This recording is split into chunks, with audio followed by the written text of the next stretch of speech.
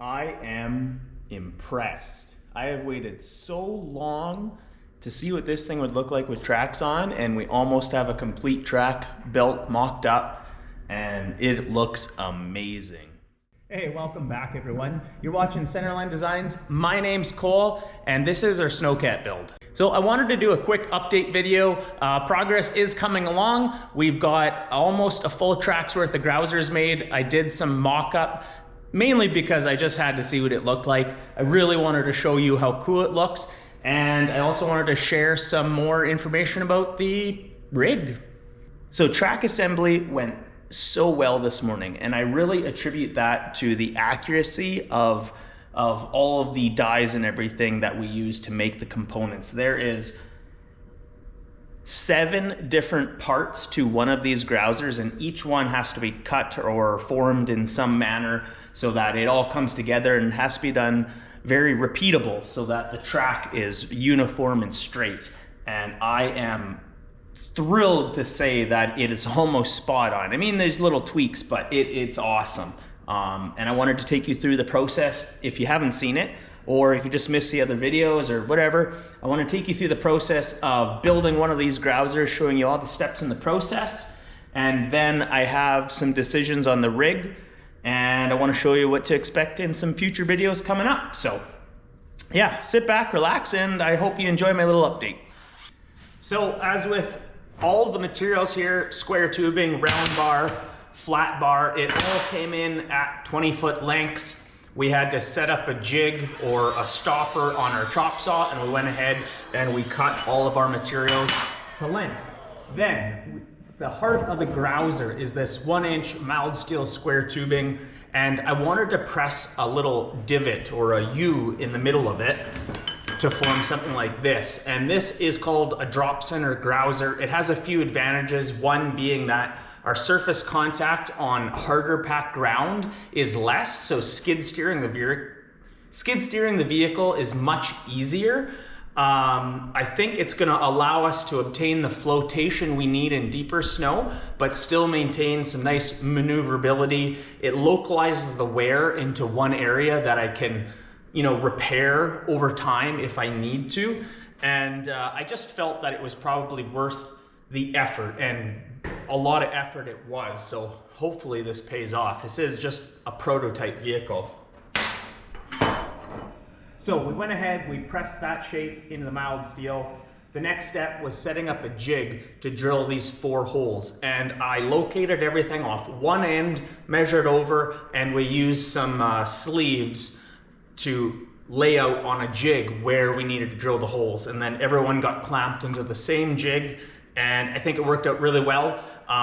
These holes between them is critical to go through the belting, but then the also spacing between the 2 belts, you don't want flexing or distorting in some way. So all of these located off one side, and I think it went really well. The 50 or so I put on, I think kind of proved that it's pretty decent. The next part was to take this round bar and put it into a die that we made for our press brake, and that stamped in 2 separate stamps just because we didn't have the stroke, this shape for a wheel guide. And it really takes 2 of them to become the entire wheel guide itself. So with all those pieces on the grouser now, we need to make a cut here to accept the belting and a backing plate. These backing plates we just ran off on batches on our CNC plasma table, so that was very handy. We threw them in a cement mixer, which actually took all the dross off, and I didn't have to sand them at all. The reason I chose to leave the wheel guides long is because I just knew in all of these steps between stamping and welding that it's not all gonna be perfect. And it doesn't have to be. The tire's not gonna care. I widened these out further than the tire so that we can accept a couple different profiles. But I knew that somewhere you had to allow for a margin of error. And by doing this and cutting it after, I did. And I did notice that they varied a little bit.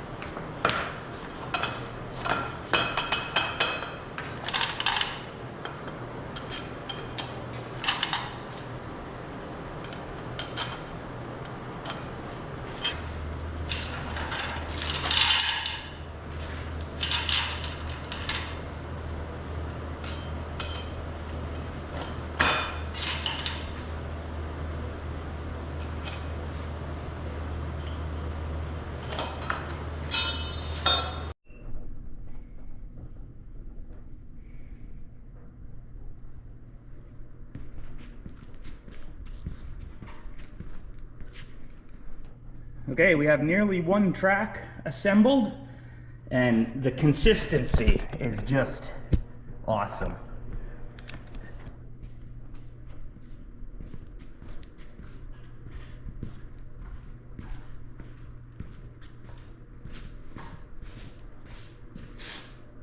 Let's get this track mocked up on there.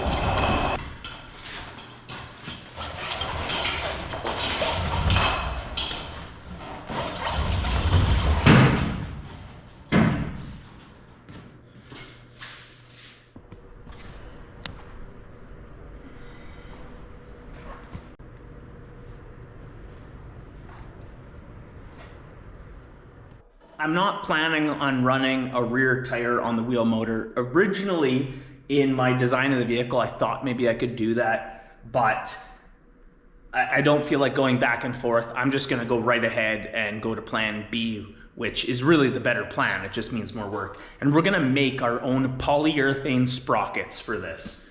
What we're gonna need to do is make a hub that goes onto the wheel motor with a face plate that'll be, I don't know, maybe 13 or 14 inches in diameter. And then we're gonna 3D print 4 segments of a mold, so that'll all come together, just because I can only print up to about 1 foot by 1 foot. And this is gonna be nearly 17, 18 inches in total diameter. So we'll print it out in 4 sections. We'll assemble that mold, and then it'll have an inside part of the mold as well. And we're gonna pour polyurethane. I have all the products. Someone in the comments was able to tell me where they buy polyurethanes for this purpose. I talked with the company, and it definitely seems like the right product. So we're gonna go all the way from CAD design, 3D printing a mold, and casting a finish use part, which I think is really awesome. I love working with different materials, so I'm really excited to do this. We're gonna use a odd number 2 sprocket, and the way that that is gonna work is somewhat like, I guess, a bulldozer, as people told me in the comments, so that there's gonna be an open land or groove in the sprocket between each set of grousers, but because it's odd number and these are gonna be kind of an even number, every groove in the sprocket will see a grouser every other rotation. So it'll kind of use one set and then roll over to the next. So every groove in the sprocket is gonna see wear over time. It will just only see a grouser 50% of the time, which works out really well for like just dollars wise, making good use of the polyurethane. And I think that's awesome. It's gonna be super cool. This polyurethane can take a crazy amount of wear, and it's really gonna, I think, set this vehicle apart. So that's what we're gonna be tackling in future videos. Look forward to that. I'm super excited for this process, and we're getting really close. All right, so now a decision on the vehicle. I think I've decided, since we reduced the number of grousers by 50%, that brings my galvanizing costs down to maybe $400 or $500. We're gonna go ahead and I'm gonna hot dip galvanize these grousers. I know some people don't think it's a good idea, some people do. I think it's gonna be fantastic because it's gonna coat the inside of the square tubing perfectly. So I don't even need to put a drain hole in them. I don't care if there gets water inside them. They're never gonna rust out from the inside. The wear patches on the grousers are gonna wear regardless of what coating you put on them. And when it comes time to add some hard surfacing rod to the wear patches, I don't think it's gonna be a problem. You put that stuff on cold anyways because you want it to raise up and build in, not burn in real hot. So getting these galvanized, I think, is going to be the best decision. And it's not going to be all rusty and gross looking. I mean, just a wear patch where the galvanizing wears off will be, but everything else will be a nice silver color. It's really going to match the rig. So not only is it the right decision for longevity, I think it's going to look really slick too. So that is going to take a little bit of extra time, but I'm hoping in the holidays I will have a few days off in between, you know, all the holidays to run these up to a city, get them dipped. I talked with a couple companies that sound like the turnaround time's pretty quick. So hopefully early January we have tracks built, and then when I'm up there, I'm also going to pick up all of the hydraulic components. So we are almost ready to test. Maybe January. That's pretty exciting. Okay, well, I know this was largely a video of me talking, but I hope you enjoyed it. We are getting so close. This thing is really starting to take shape. I think it looks, it just looks like what I want it to look like. And galvanizing those grousers, I think, is gonna be the smartest decision. It's gonna look really good. Functionally, it just makes sense, and it's not all too much money. I'm taking a little risk because I don't like putting money in areas that may not work out, but sometimes you gotta take that risk. I really appreciate everyone following this build. It's been going so well, and we're reaching a massive milestone soon. If you wanna see, we have a 1-year update we put out in February of last year that kind of summarized. We've been on this build for 2 years. We're gonna have a year 2 build update video shortly in the new year. And yeah, thank you so much for everyone. Your support's been awesome. I've definitely taken a lot of the information and put it into use. Thanks so much. We'll see you in the next one. Cheers.